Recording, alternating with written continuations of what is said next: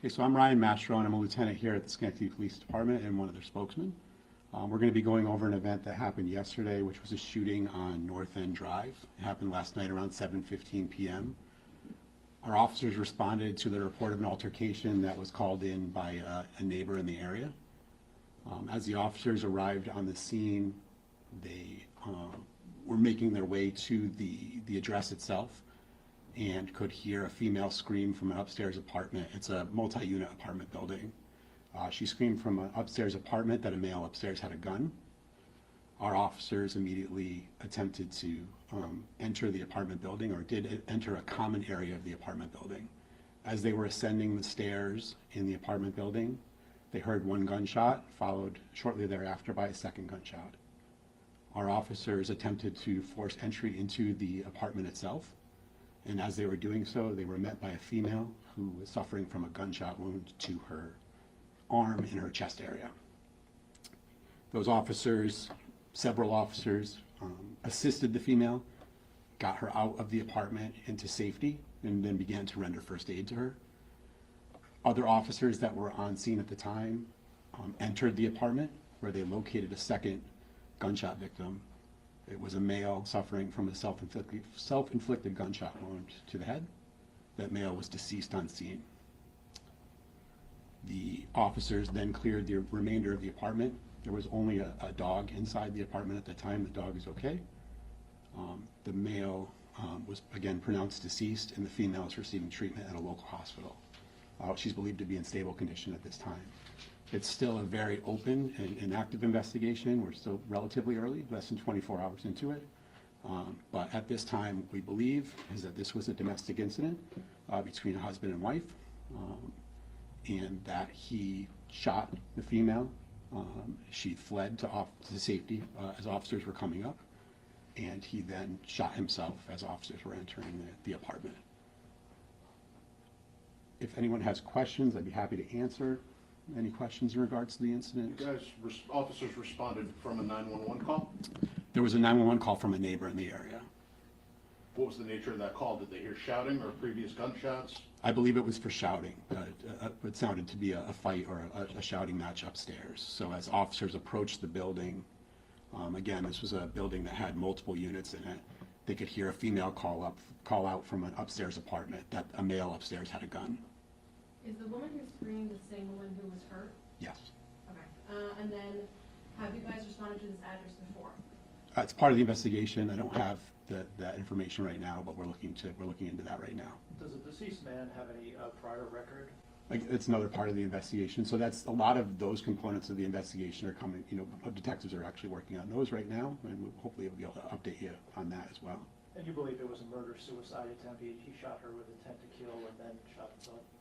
Yeah, that would be our theory on this, is that he shot her during this altercation, and then as police were entering the apartment, he attempted or did shoot himself and with a fatal gunshot wound. Sorry, what was the woman saying when she was screaming? A woman called out that a male upstairs had a gun. Do we know the updates on the female victim in terms of the health status? So we believe she's in stable condition right now at a local hospital. She did have a gunshot wound to her arm and then her chest area.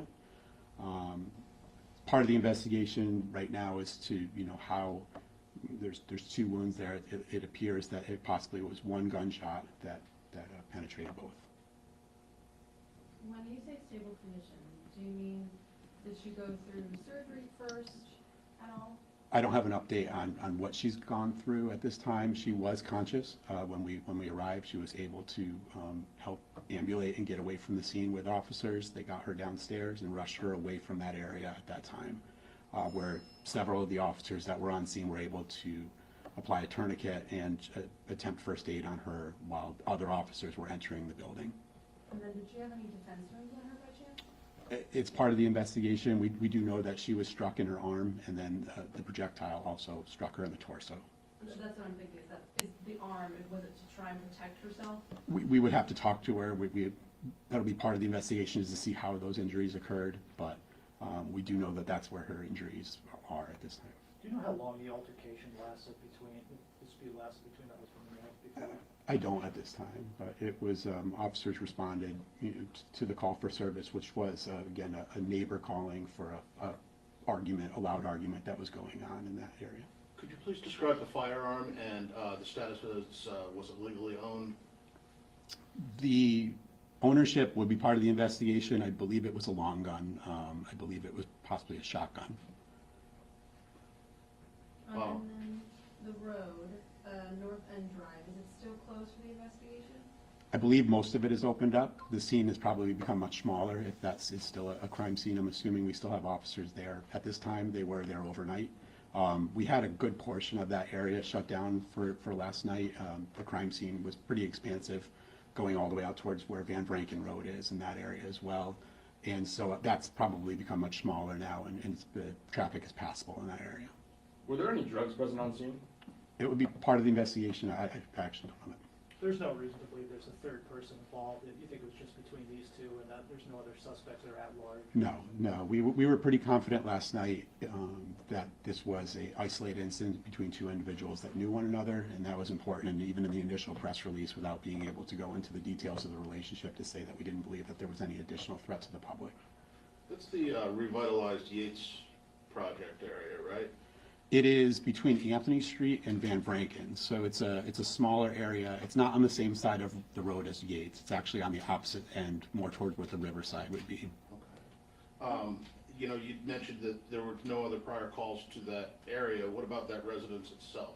So it'd be part of the investigation. We don't know.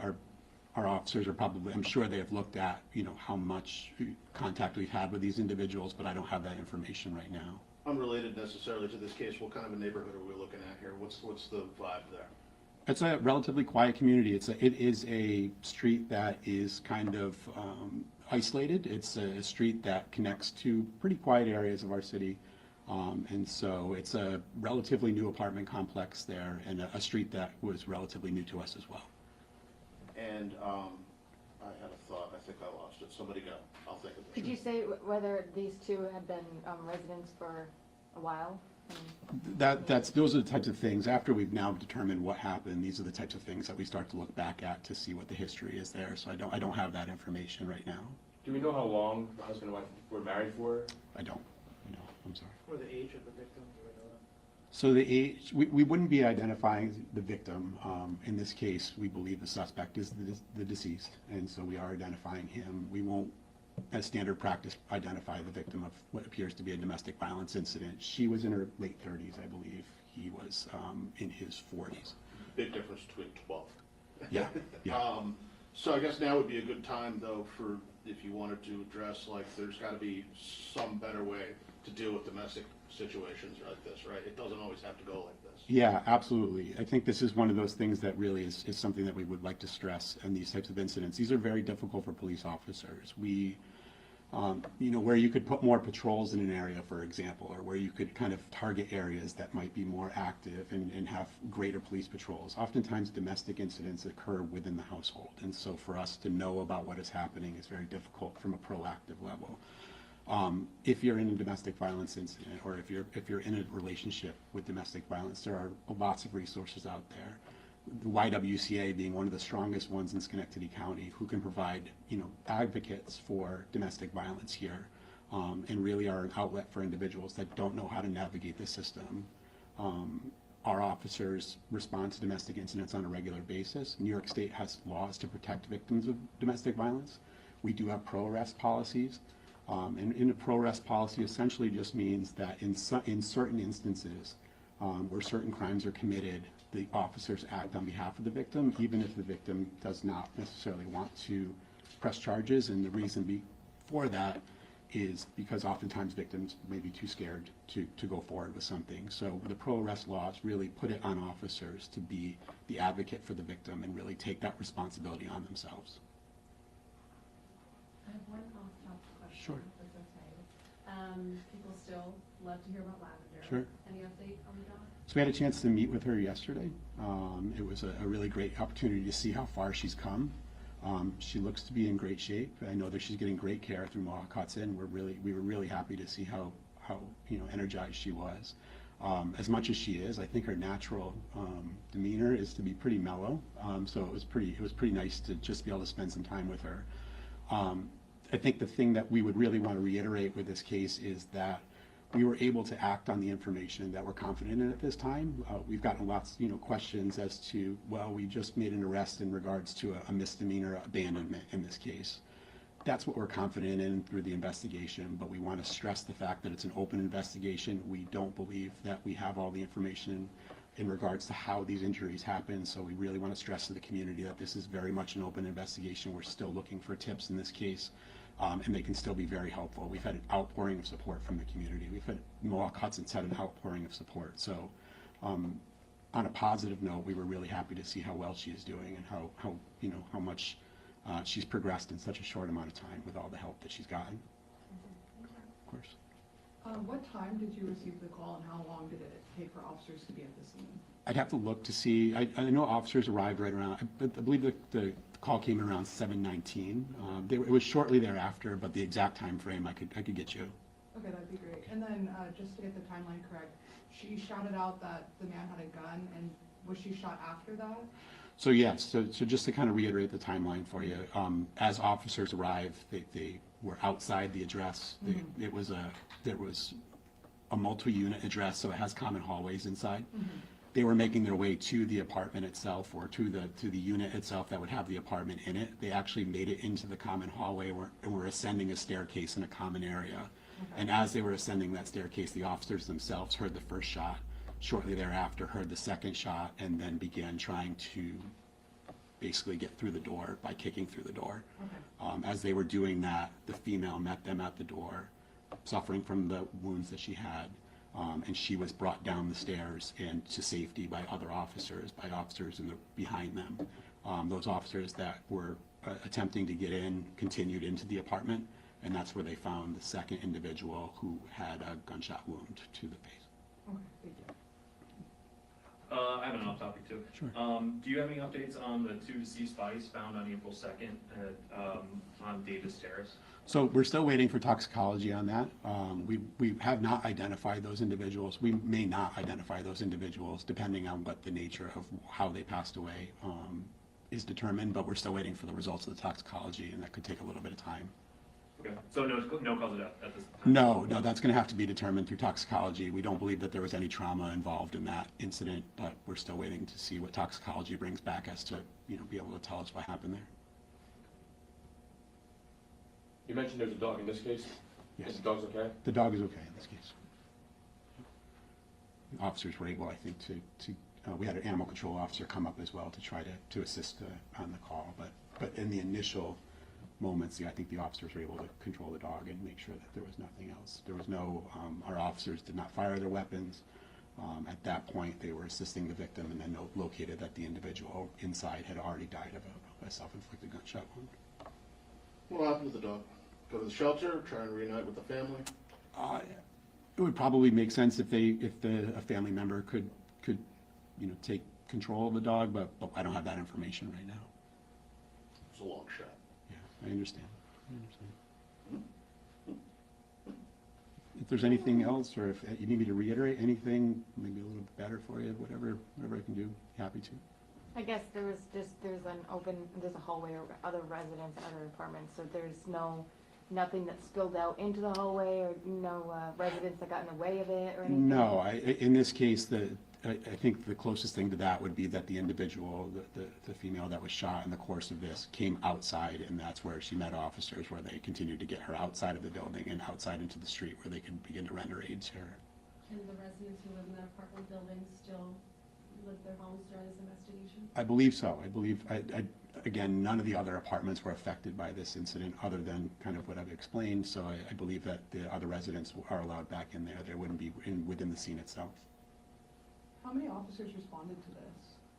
Multiple, although I don't have an exact number. When it's a shots fired call, it's going to bring pretty much every officer that we have available at that time. These officers radioed immediately that a shot was fired as they were going up the stairs. This was a relatively I say common hallway, but this was not an expansive area. This was a pretty small, hallway and stairs going upstairs. Essentially, when you go up the stairs, there's an apartment on the right and an apartment on the left. And so as they were ascending, they could hear the apartment on the right, the gunshot from. So I would imagine that most officers that were available came to the scene. We also received mutual aid. The sheriff's department came out to immediately help, and likely several other agencies came as well.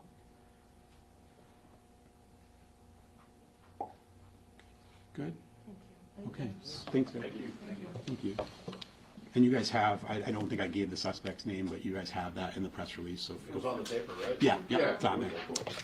Is there a pronouncer? Is it hard to pronounce? No, Rickson is the last name, so pretty straightforward.